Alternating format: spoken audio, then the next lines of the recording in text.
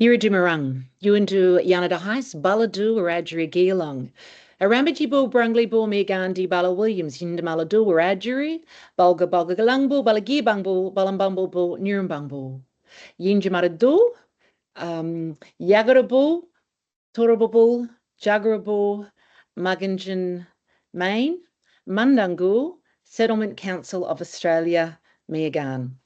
Hello, everybody. My name's Anita Heiss, and I said probably in a dreadful Aussie accent, but in my first, which should have been my first language, but my traditional language, the Wiradjuri language, I said, literally said g'day, because Yiridu Marang means good day. So good day. My name's Anita Heiss, and I have Wiradjuri belonging from Arambi and Brungle missions. They're both in central New South Wales. For those on Ngunnawal country, Brungle is just between Tumut and Gundagai, so not too far from you. I honoured my own Wiradjuri elders, my old people, my ancestors and my country, and we will be talking about country and place a bit today. And then I said Yinjamara, which is my favourite Wiradjuri word, and that means to respect, to honour, to be polite and to be gentle. So I paid my respects and I honoured the traditional owners of the land where I am here, Mugunjan, which is the traditional name for Brisbane. You may have heard the name Meanjin before, but Meanjin's really the city, just the central part of the city, and the river that runs through is called Memoir. I'll make a list of words and send them through that you can distribute to delegates. Whoever turns up today, I'll do that later. And I also said, thank you. So thank you, Mundangu, to the Settlement Council of Australia, Meagan, and Meagan is family. So thank you to the Settlement Council of Australia family for wanting me to be part of a conversation with you and all of us having a yarn today to celebrate NAIDOC Week. So I don't know, it's probably 2 o'clock or 1 o'clock already, is it? Not at all. And Anita, it could be, given the extensive work that you are renowned for. Can I start by, of course, saying hello to everybody out there. My name's Maria Demopoulos. I am the CEO of the Settlement Council of Australia. And just for a moment, Anita, if you could bear with me, an acknowledgement to country at the Settlement Council is quite a significant one for us. And so I do want to take a moment, if I can, that we want to acknowledge, of course, the traditional custodians of the lands on which we live and work and pay our deepest respects to elders, both past and present. But I also want to recognise that as a peak body, a body representing the settlement sector, we want to acknowledge the fact that the term settlement itself can carry very different meaning. I mean, for newly arrived migrants and refugees, of course, it symbolises safety, belonging, new beginnings. Yet for First Nations people around this country, settlement marks the beginning of dispossession, disruption, and profound injustice. So we acknowledge at the Settlement Council of Australia and on behalf of the settlement sector that painful and enduring history, and that the truth is that sovereignty was never ceded. So at the Settlement Council, we carry this duality, and it is a duality, a contested duality, a painful duality, but we'd like to say that we carry this with humility and responsibility, that our work to support those seeking a home on these lands must be grounded in respect for First Peoples of this country. And of course, here we are, NAIDOC Week, celebrating 50 years. I have the shirt, the oldest continuing culture on earth. What a remarkable thing. So here at SCOA, NAIDOC is important, but the work that we're going to talk about, Anita, extends beyond a one-week celebration. This work has to be embedded. It has to be a commitment to learning, to listening, alongside First Nations communities, but of course embedding those narratives, that truth-telling at the very heart of the work that our sector does. Can I also take a moment? We were just saying before we got online, 25 years of knowing you. I am in absolute awe. My heart always does a bit of a skip every time you say yes to me, Anita, because I know how busy you are. I know what incredible work you do, what a profound effect you've had on the lives of so many across this country. But can I say, a prolific author, a prolific activist, a profound effect on my own life. I am so deeply grateful for you, to you, for making the time to be here today. Thank you. Thank you. And please know that gratitude is reciprocated tenfold. And for those who don't know, Maria and I actually worked on an anti-racism conference 25 years ago when we were both 14. And, you know, so we've both been, you know, dancing around the same circle of issues and themes and peoples and organisations, I guess, for that long, but longer. So it's lovely to come together with you, you know. For me, you know, NAIDOC is a celebration, but you, in your introduction, I want to thank you not just for the words, because I know those words came with an enormous amount of goodwill and belief in what's possible when we work together. And that's why we're all online today. So, but can I just speak to a little bit about settlement? Because I think that's a really, because a lot of what I do is about language and context, and so you've triggered some of that today. So I'd just like to speak to that a little bit, because if we look at the term in terms of the word settlement in Australian history, which you flagged already, the history of this country has by and large been written by the colonisers using words like settlement and even colonisation to soften the reality of what happened here, which you've mentioned already in terms of genocide, attempted genocide and so forth. So I'm often told, you know, well, you would have been colonised anyway, better the French than the British. You know, jokingly, at least if it's the French, we wouldn't have had better food and better fashion, perhaps. But the truth is there was a process of invasion that occurred before settlement, before colonisation of our unceded lands, because as you mentioned, we have never ceded our sovereignty. And invasion, the definition of invasion is the encroachment onto other people's lands, the introduction of warfare and disease, all of which happened here in Australia. So those actions defined what led to settlement and colonisation. And I would say it's only recently, I would say, I don't even think 25 years ago when we worked on that conference, the term invasion didn't even have currency back then. So it's only really had currency in the last 2 decades. So, but as truth-telling is unfolding here in Australia now, and through weeks like NAIDOC Week, it is about all Australians of all cultural backgrounds accepting the truth of what happened when the British arrived, the ongoing impacts of invasion, attempted genocide, the ongoing cultural genocide by disconnecting Aboriginal people from land. That's what the Stolen Generations did, which also disconnected people from their traditional languages, important part of culture, disconnecting people from community, and continually dismissing our millennial-long connections to land. And that settlement of this land was only made possible through invasion. But I want to flag really quickly, we had that referendum in 2023. Many people talk about the referendum as a failure. It was in one way in that the nation failed to accept and state publicly our long-going connection to country here. But 6.2 million people voted yes to truth-telling. And so for me and people like you, Maria, and I'm sure people online today, we need to focus on that huge number of people who are walking with us together to make this land one that is respectful for all of us. And I meant to flag this earlier, that none of what we say here today, none of what I say here today is about making anybody feel guilty. And I know you're not about that either, Maria.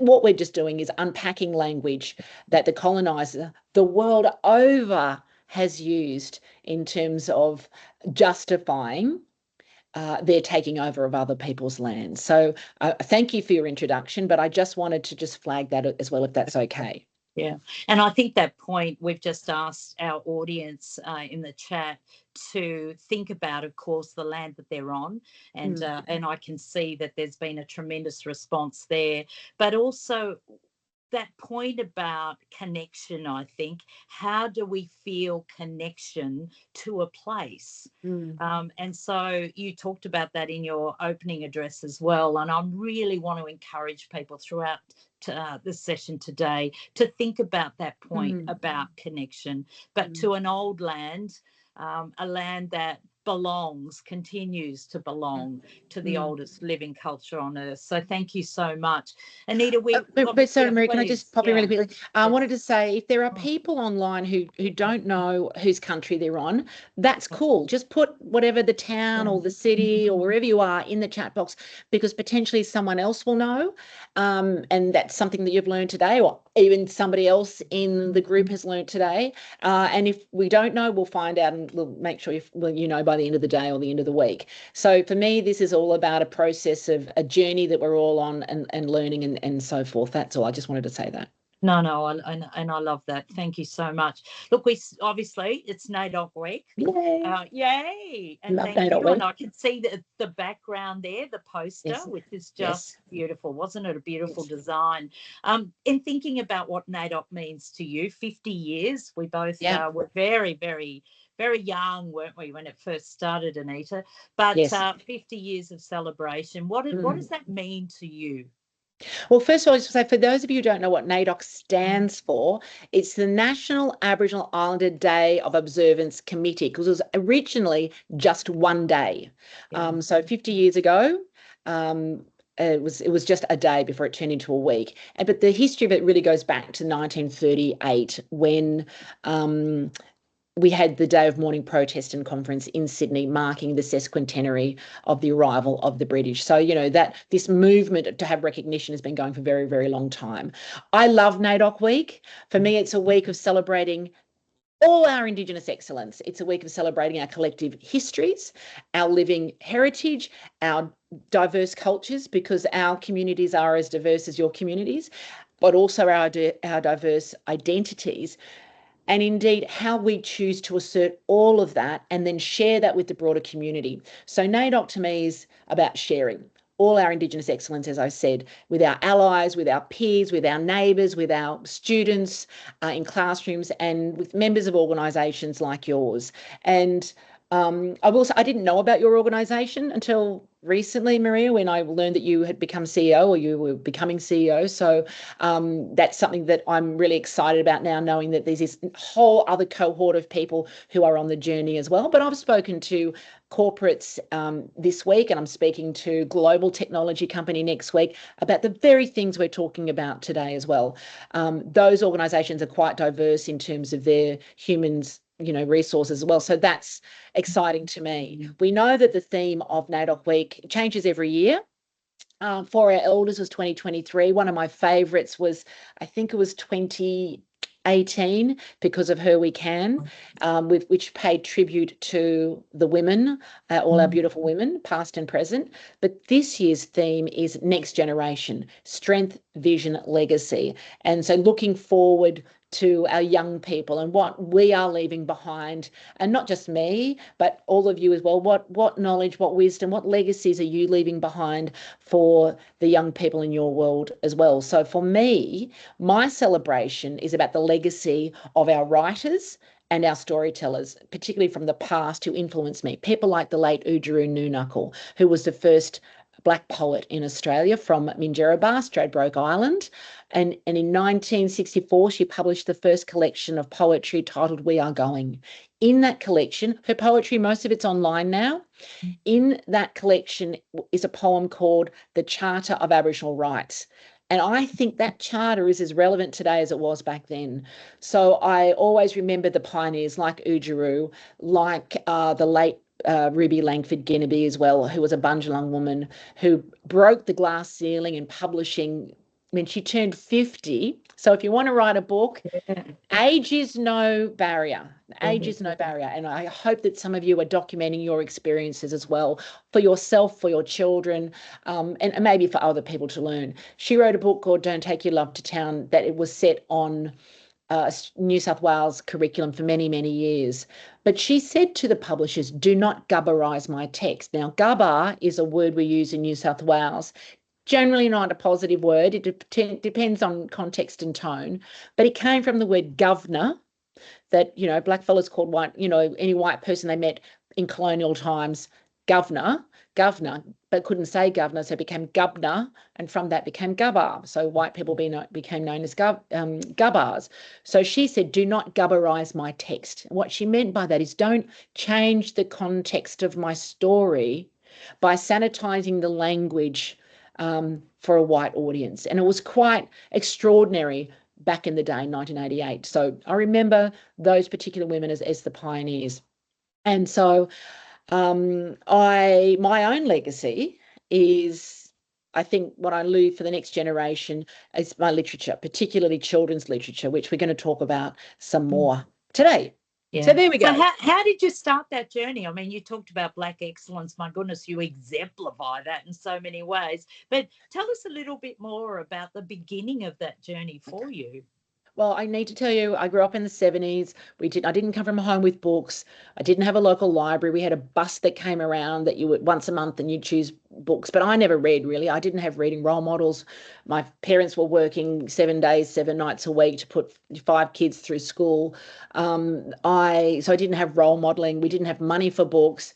But I only ever saw my father read Westerns, which nobody writes anymore, and my mother, you know, read the Bible occasionally. So for me, I never imagined being an author was not even on my radar. It wasn't until I went to university and I got books off the shelf about us, written by people who'd never been here before, that I was inspired to consider writing stories, but also because I had a responsibility and accountability, having had an education at that level. And what really triggered it for me is I was in my honours year at the University of New South Wales, and I got a book off the shelf uniquely titled Australian Aborigines, and it was based on letters by someone in New South Wales who would write letters back to someone in the UK and say, today we did this with the natives being a negative, you know, term for the uncivilised back in the day. Today we did this with the natives, and today I did that with the natives. And so he'd write these letters and send them back to Britain. And one day, 5 Aboriginal men took this fella hunting, and they left him for a short period of time, and only 4 returned. So he assumed they ate the 5th one, as you would. As you would. So he writes this letter back to Britain saying, the Aborigines are cannibals, because 5 men went away and 4 came back. So obviously they ate the 5th one, and we can laugh about it because it's so insane. But when I read that, at that very moment, I realised how subjective the recording of history is. And the way in which the colonisers remember and record history is significantly different to the way in which colonised peoples remember and record history. And so that was the moment that I realised that I had to use the skills that I had the privilege of gaining at university to make a difference. And I wrote my first book, and that kind of snowballed into a whole lot of, you know, well, I think I've done 23 or 24 books now.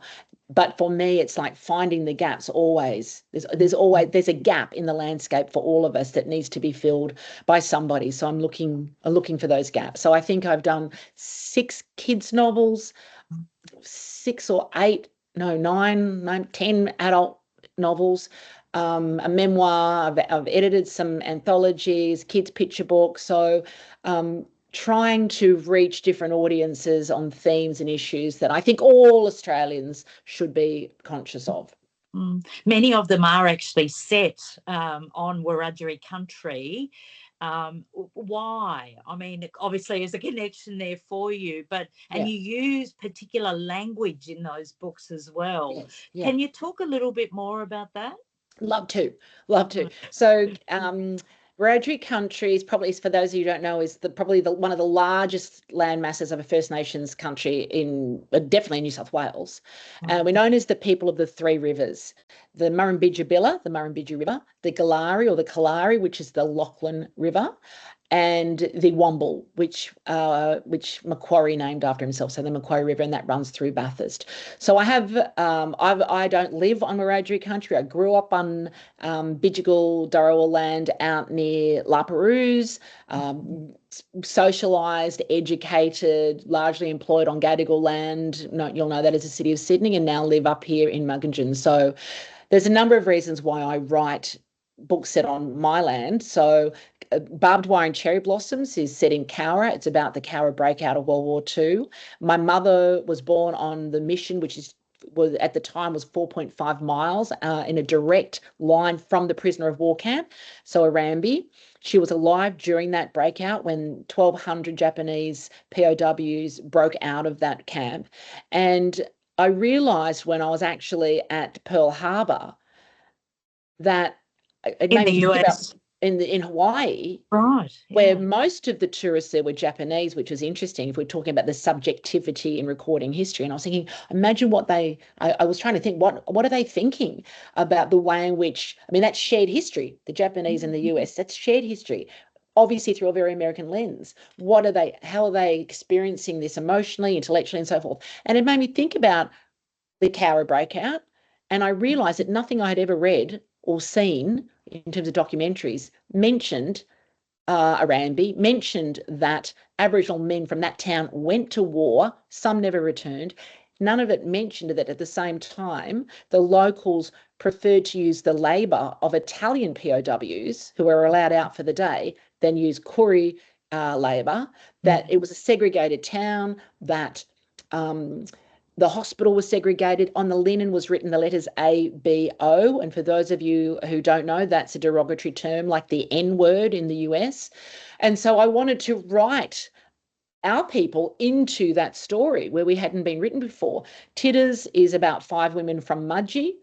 And I was down in Mudgee, also Wiradjuri country, and I realised also that there's very little written about us from that part of the country, and it's beautiful country. And so I set a novel in Brisbane where I live because I love this city up here in Muggingan, and those characters, I can write about how those characters are from there and they maintain their connections to their country back home by the things they see in the landscape. So we're talking about how do we have a connection? They recognise the river, like in terms of Memoir and the Kudjegong and Mudgee. They recognise the jacaranda trees, and those trees carry them back mentally and emotionally to their landscape. I wrote Billa Yadadungalung Duray, which translates to River of Dreams, about the Great Flood of Gundagai, because most people have people online heard of Gundagai? And if you have, what do you know?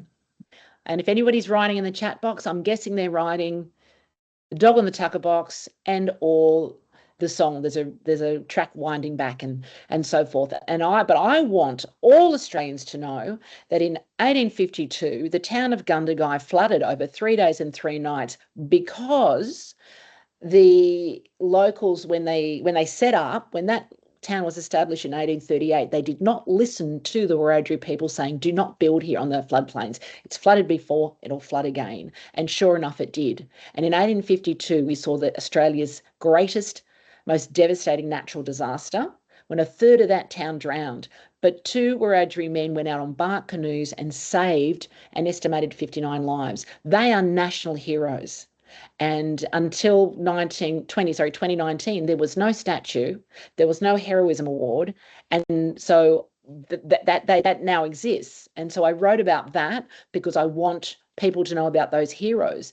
Didayawata, Rise Up, is about the Bathurst Wars, because in 1820, the 14th of August 1824, there was a proclamation of martial law in New South Wales. It was the first act of Parliament in New South Wales was legislating a proclamation of martial law, which was basically open slather by settlers and the colonial administration to kill Wiradjuri people. And so I wrote about that story because also this is history. This is warfare on our lands that is the forgotten wars that Henry Reynolds writes about. So in school, we learn about World War I, we learn World War II and so forth, but we never learn about the frontier wars. So I want to write us into the history.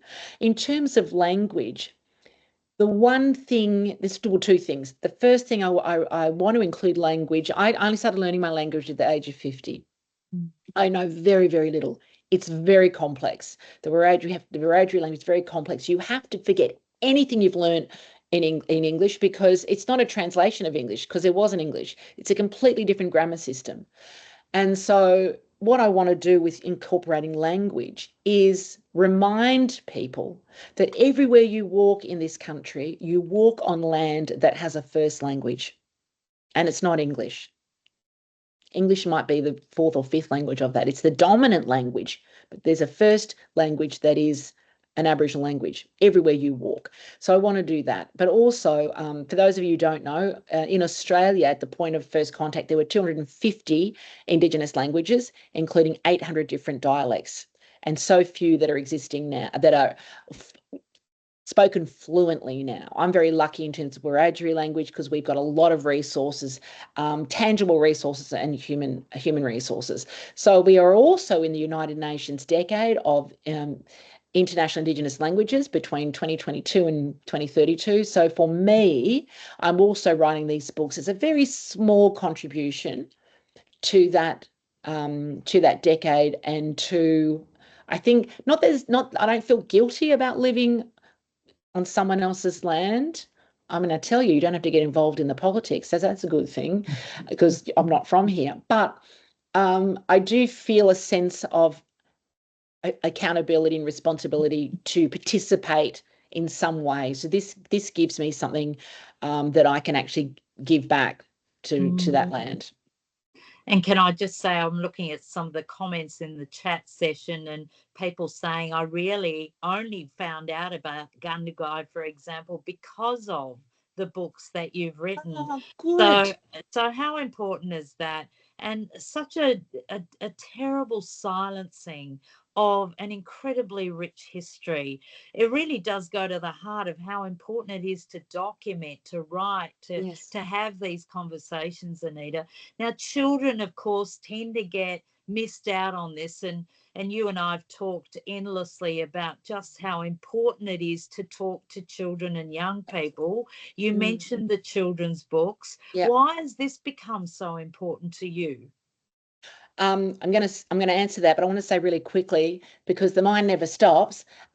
One day, maybe somewhere in the future, we can do it online. We can do a writing workshop for your peoples, right? So do it online, and I can ask them all these questions, and we can write about, they can brain dump, and they can write about settlement or place or whatever, to sort of throw that. Now, the children's thing, right? So I know we had Bittigaling.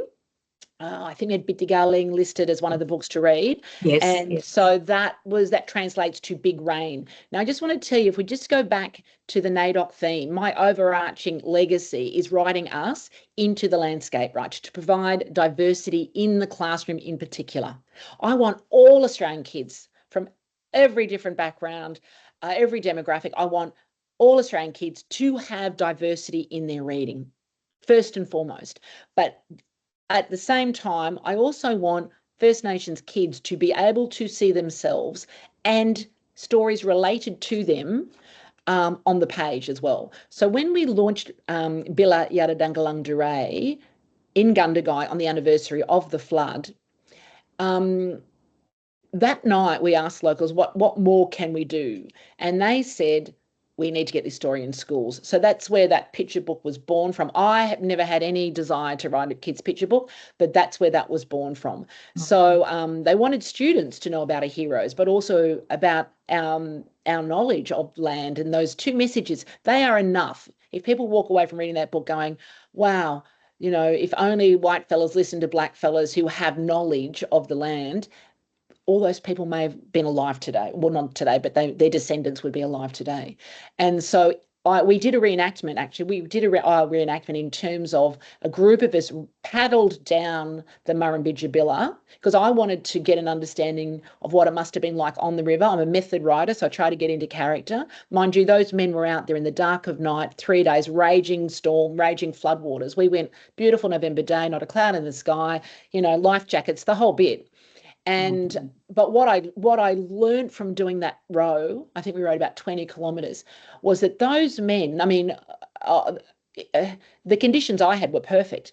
They must have had so much knowledge of how to work that river to get people off roofs from trees and so forth, and then paddle them safely on a one-person canoe. There's two people, paddle them to the bank to safety. They must have known how to work that river. That's knowledge. So in terms of, and also there are teaching notes for those of you who are interested. Free teaching notes you can download off the website, and those teaching notes by Shelley Ware go page by page to assist educators and parents to talk through the themes of the story and so forth, and talks about place. So there's something extra in there. And if you scan the code in the cover, you can hear me reading the text so that you can hear some of the language as well. Now, I think your question was how do children's books become tools for cultural education?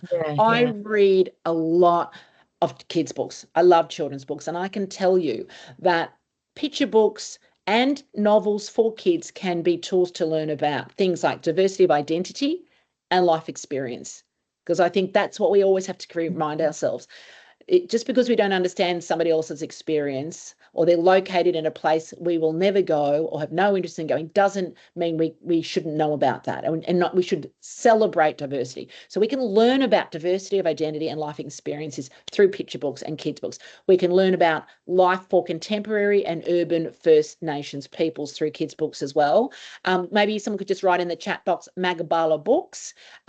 It's the first port I would send you to. They do the most beautiful children's books in the country, aside from the ones that I'm going to be publishing. Our books can also, not just our books, but kids' picture books can showcase role models and icons. They can talk about, we've got a number of children's books that talk about national history, from everything including the stolen generations. There are a number of books around the stolen generations for young people. And I have had teachers say to me, oh, do you think maybe primary school kids, this is too much for them? It was primary school children and younger who were removed under the Acts of Protection nationally. So it's not about them not being too young to learn. It's about how the stories are told and the scaffolding we provide teachers to teach those. So they can learn about the stolen generations, but they can learn about sports people as well. I actually have a kids novel called Koori Princess. It's just about a little Aboriginal girl who wants to be a princess. But that novel, although a gentle story, a fun story, actually challenges Disney stereotypes and the monarchy. So there are many, many ways to learn. And I think particularly if English is a second, third language for you, or your literacy levels are low, or your children's literacy levels for whatever reason. I know I work with kids in high school who have literacy levels that are, quite young, and we work with kids' picture books. So powerful. It's great to see kids reflected back in that. As you said, one of the most powerful things that can happen is to see yourself as a child reflected back in books. So powerful. Well, you know that saying, Maria, that you can't be what you can't see. Absolutely. Right. So it's really important for all our kids, all genders, to be able to see themselves on telly, in books, in the media, in positive ways. And I think what we do as what I try to do, and most First Nations authors I know, is because we try to write our realities that we're flawed. Everybody's flawed, some more than others. I accept that. But if we just relied on the media, you would only see a certain kind of, Aboriginal and or Torres Islander person. And we are, as I say, as diverse as everybody else. So trying to demonstrate through children's picture books is a fantastic way to show diversity. Yeah. So many of your books, so many themes you cover. I mean, the coverage is extraordinary. And I imagine there are some people here in the virtual room that have read many of those books, but some might actually be new to First Nations literature. They may never have actually read something. When a question about you recommending just one of those books as a starting point for someone that is struggling with, well, which one do I read? Which one would be the best one to start with? What would you say? I think if it's about learning about our people generally, I would have to say it's not my book. I pulled it together though, I compiled it. So Growing Up Aboriginal in Australia. It's an anthology that came out in 2018 from memory through Black Ink Press in Victoria. And there is the introduction essay will give you an understanding, a simple understanding about identity and so forth. But there are 52 individual stories, non-fiction stories in that anthology. They are by people in remote, rural, urban, coastal towns. They are from nations right across the land. They are the youngest, I think, was 15 years old. The contributor was youngest, was 15 at school.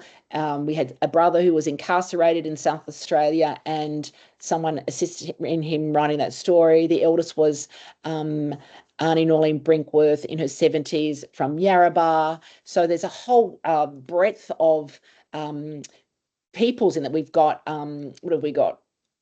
So I did write some notes. We've got teachers, academics, artists, not-for-profit workers, entrepreneurs, parents, aunties. Like, there's a lot of diverse voices in there. And even though there's 52 different voices, I'm assuming some of them have never met each other. Most of them don't know each other, but there were some common themes. And these are the themes that I would call the general themes that Australians should be aware of. So we're talking about stolen generations and racism, facts around Australian history, our shared history, no such thing as Aboriginal history, right? Country, the way in which we talk about our connection to land is not going to be the same as somebody else. And that's okay. We're all different. Identity, kinship, the way we talk about family and so forth. And of course, Aboriginality and how that plays out. Now, I think for me, one of the most startling responses I had to reading all the manuscripts was the level of racism in education that people wrote about at all levels of education, and expectations from teachers and lecturers on students and so forth. So that's quite disappointing. But it's important to know. And what made me sad is I grew up with racism at school in the 70s.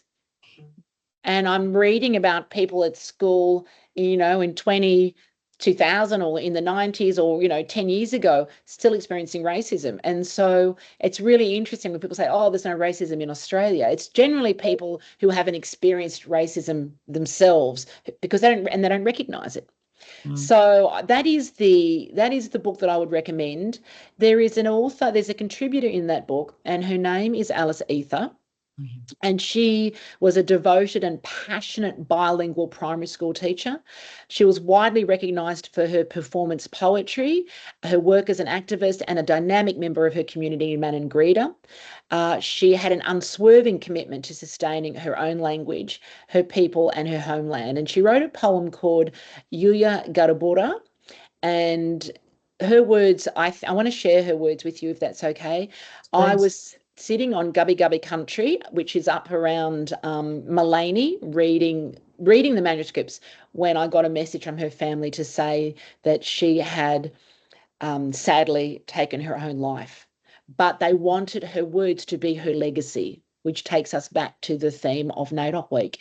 And they wanted, so we spoke back then about including her words and so forth, and they are happy for me to read her work. So I wanted to just tell you that. Because I think these words heal. They remind us of our own responsibilities moving forward as individuals, as a nation on this land that you've already pointed out earlier, Maria, is unceded land. And so I just wanted to share them with you if I can. It's called Yuya. And you can Google Alice Ether and you will see this. You can find a YouTube of her actually delivering this poem. It's very beautiful. And if you could do that, watch it with your family, watch it with your colleagues. And you don't even need to speak afterwards. You just need to sit with it and think. I'm standing by this fire, the embers smoking, the ashes glowing, the coals weighing us down. The youth are buried in the rubble, my eyes are burning, and through my nostrils the smoke is stirring. I breathe it in. Yuya Garabura. I wear a ship on my wrist that shows my blood comes from convicts on the Second Fleet. My father's forefathers came, whipped, beaten and bound in chains. The dark tone in my skin, the brown in my eyes, sunset to sunrise. My Wurrung mother's side, my Gika, who grew up in a dugout canoe in her womb, is where my consciousness grew. Yuya Garabura. I walk between these two worlds, a split life, split skin, split tongue, split kin. Every day these worlds collide, and I'm living and breathing this story of black and white. Sitting in the middle of this collision, my mission is to bring two divided worlds to sit beside this fire and listen. Through this skin, I know where I belong. It is both my centre and my division. Yuya Garabura. My ancestors dance in the stars and their tongues are in the flames, and they tell me you have to keep the fire alive between the black and the white. There's a story waiting to be spoken in every life. There's a spirit waiting to be woken. Now I'm looking at you with stars in my eyes and my tongue is burning flames, and I say, Yuya Garabura. The sacred songs are still being sung, but the words are slowly fading. The distant cries I'm hearing are the mothers burying their babies. The elders are standing strong, but the ground beneath them is breaking. Yuya Garabura. Now I'll welcome you to sit beside my fire. I'm allowing you to digest my confusion. I will not point my finger and blame, because when we start blaming each other, we make no room for changing each other. We've got to keep this fire burning with ash on our feet and coal in our hands. Teach Bara Rajiba, all them young ones, how to live side by side. Because tomorrow when the sun rises and our fires have gone quiet, they will be the ones to reignite it.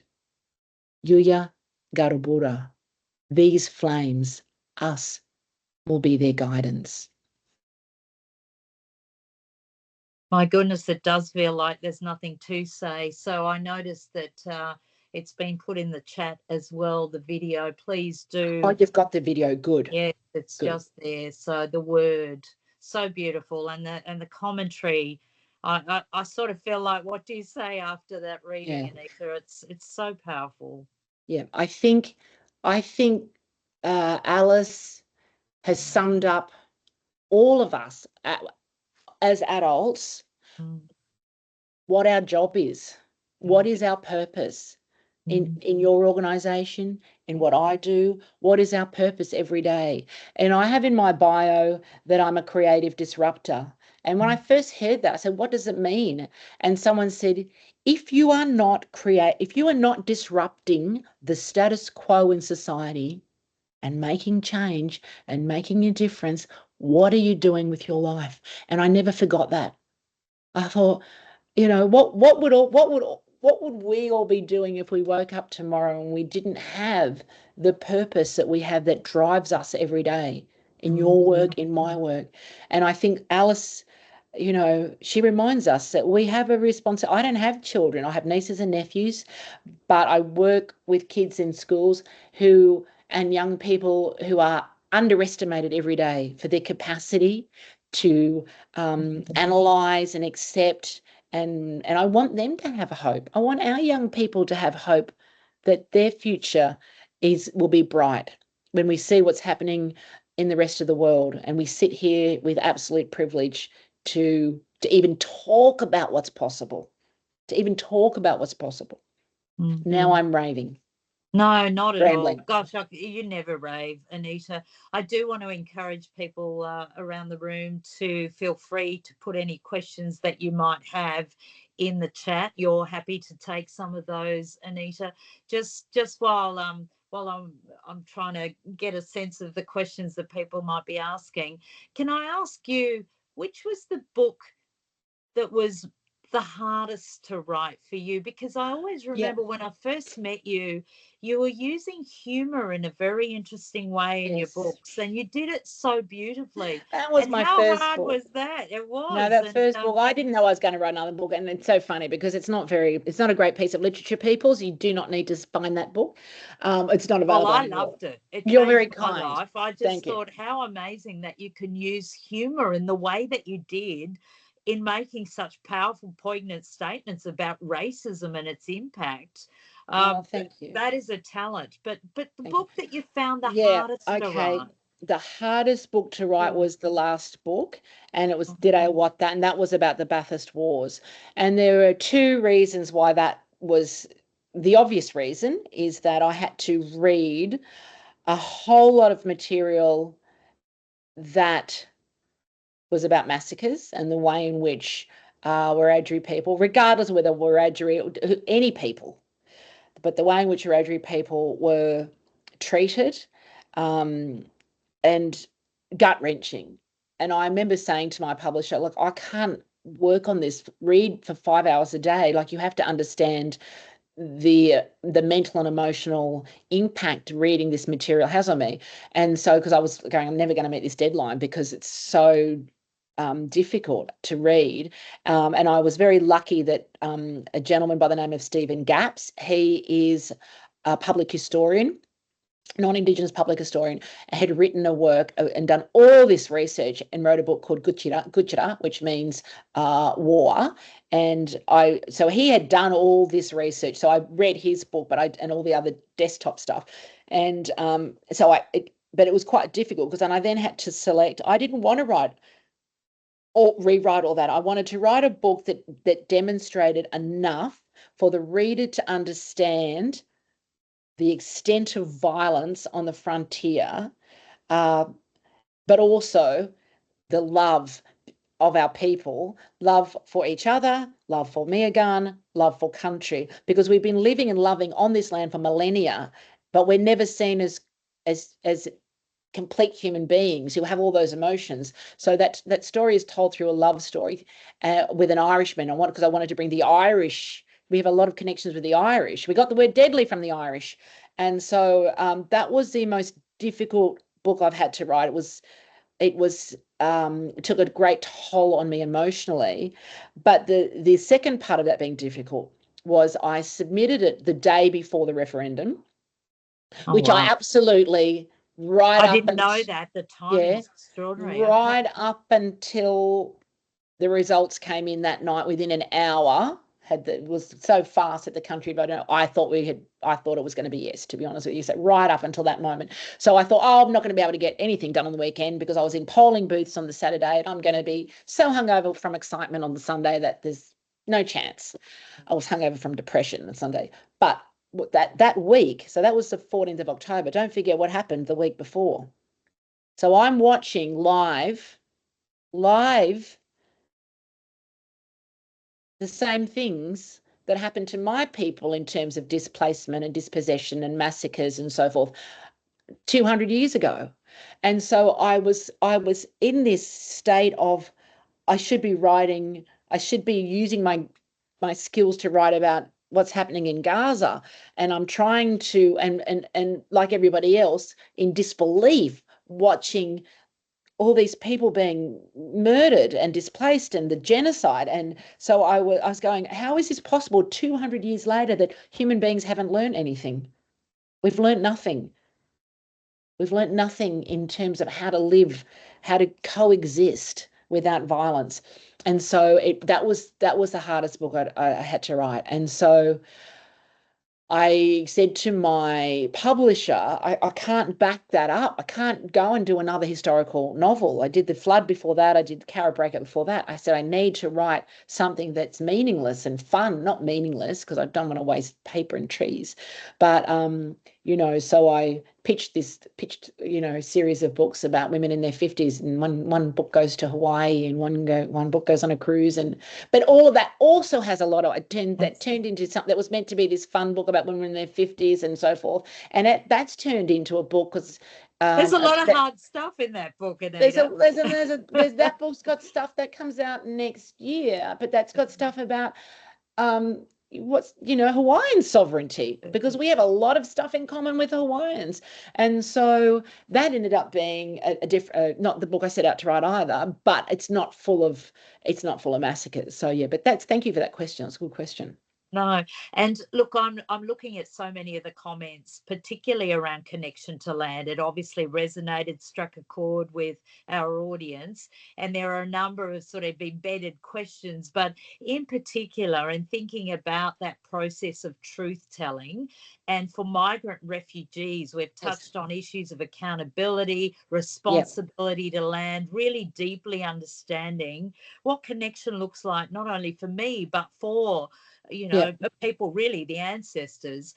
If you think about refugees and migrants, and again, it goes back to that idea of settlement, in embarking on that process of truth telling, of learning, if there's one key thing that you think people around the room could really take on, what would it be from your perspective? It's going to sound really basic. It's going to sound really basic, but we talk about truth telling, but we never talk about truth listening. Okay. We never talk about listening. It's all about storytelling, truth telling. And I would just say the fact that you've come here today and you've heard and you've listened, and you've, particularly Alice's words and so forth, I would just say keep listening. Tune into NITV, even if it's one night a week. Watch the NITV news. Listen to your local community station that has Aboriginal programming. NITV online and so forth in terms of radio or SBS. Read our works. Thank you for reading mine. They don't have to be mine. Read what you want to read. We write across genres, and nearly all of our work speaks to some aspect of identity or connection or culture. So don't feel you have to read a non-fiction book. Pick up Melissa Lukashenko or Alexis. Well, she's quite difficult even for me, and Alexis Wright. But we have lots of novels. We actually have 7,800 published First Nations authors in this country. So if you have a look, there's a website called Black Words. I'm going to type it in here. Black Words Auslit. If you just go there, you will find a whole lot of resources. Some of them are behind a paywall, but there's also a lot of resources this side of the paywall that you can find. And it's Aboriginal and Torres Strait Islander writers and storytellers. It's a research community. There's teaching resources, but there's literary trails. There's a whole lot of things you can access there. So I just say, just keep listening and just keep asking the questions, asking, and talk to each other. If you read something, if you hear something, if you're not sure about something, ask one of your peers, because I'm imagining that you work in a space that is loving and giving and humane and kind. So I'm imagining your peers are all that kind of beauty. So ask your peers, sit down. If you're in a book club, start a book club at work where you choose a book, and it doesn't have to be a difficult book. I think a good book club is where everybody brings whatever the most recent book is that you've read. So there's no pressure to read something that you can't get into. Pick any book, kids' book, play, poetry, by a First Nations author, bring that to the table and talk about how that spoke to you, and then put it on the table so someone else can take it. Or go to the library and borrow a book. You don't have to buy books. Go to the library. Most libraries now are pretty well stocked. If your local library isn't, I would be going, take a list of 5 books that you want to see on the shelf to the library, and not just from blackfellas, from even your own communities. If you've got authors that there's growing up Asian Australia, growing up Aboriginal, growing up African Australia, growing up rural Australia, there's a whole series of books that your libraries should have. Okay. And I am conscious that time's running out, but there are a couple of others. Obviously, this idea of truth listener has really made its way through people's conversations in the background here. But what does a good truth listener look like? Is what one person. Oh, I don't know. What does it look like? It's somebody. Well, my brother would say, and this is something I'm not very good at. Apparently, I'm not a very good active listener. Not true. So a good, was it a good listener like? Someone who's completely present. Yeah. When you're in it. So I've noticed that with you today, Maria, because I am someone who is very, very good at talking over people. And that's a bad thing. Because I get excited. I go, before I figure out about it, you mentioned this, I've got to say that. So a good listener is an active listener who's actually very present. Well, And an amazing human is a creative disruptor, and that you are, my friend. Can I ask though, because time is fast approaching, and I don't want to necessarily keep you over time because you've got so many commitments during NAIDOC week, of course. But what's next on the horizon for Dr. Anita Heiss? Just more of the same. I didn't say that. That sounds terrible. No, I say more of the same. Yeah. Writing. We've got Murray Trivia tonight, raising money for the Indigenous Literacy Foundation. So that's one of my favourite charities. So that'll be fun. And I live in a space where a local bookshop where everybody's like us. So it's a really beautiful space to be in. But just writing, and 2 days a week at UQ, and I love working there because it's all about the students. It's all about what's the best thing we can do for our students. So I love that. And just getting older, day by day. And my goodness, so much work that you do overseas as well. I was trying to go through your bio. Would take 2 weeks to read, by the way, but Canada, the US, the UK, Tahiti, New Caledonia, Germany, China, India, New Zealand. Do you feel like you're getting the message out globally as well? I mean, that's important. Well, what's funny, a lot of those places were many years ago where you'll know this, we all know this, it's easier sometimes to be in somewhere else. They're more open to hearing the conversation. It's a conversation rather than a lecture. Yeah. Yes. And it's interesting, the French, when you're in France, they love hearing about what the British did, but they forget what they did in the Pacific. When I was in Tahiti talking about stolen generations, and there was hundreds of people in the audience, the French people, and then all my Tahitian colleagues were there, and they're like tutting, and then I'm like, you do realise you've done terrible, not say terrible, whatever I said about the Pacific. So you've colonised yourselves. So it's easier to see the damage that other people have done than our own. Absolutely. Look, Anita, I keep looking to my side because these Thank comments you, these are beautiful comments. Thank absolutely. you. I mean, special, beautiful, massive thanks. I could go on. Reflects on our own relationship to place and history, love, truth, listening. That clearly is a concept that we're going to take beyond today, because I think I said this at the beginning of our session.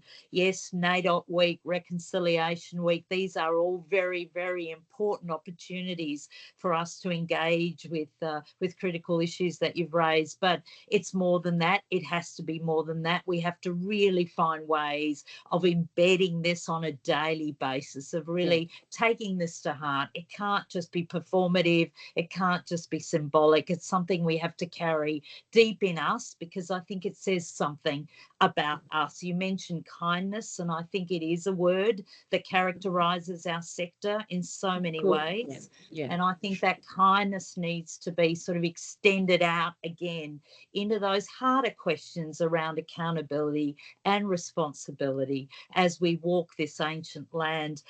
Let's use this opportunity. Really, I wanted to say, in the spirit of the resilience that you write about so beautifully in the books, in the spirit of remembrance and the wisdom that you share so often, can we at the Settlement Council of Australia say thank you to you, to the many, many Aboriginal artists that are out there, and to absolutely recommit to walking into the next generations, keeping in mind NAIDOC's theme, a future that I hope is grounded in truth, in listening, and in shared belonging.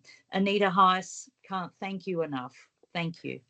Thank you, Maria. I just need you, I feel my cup is overflowing today.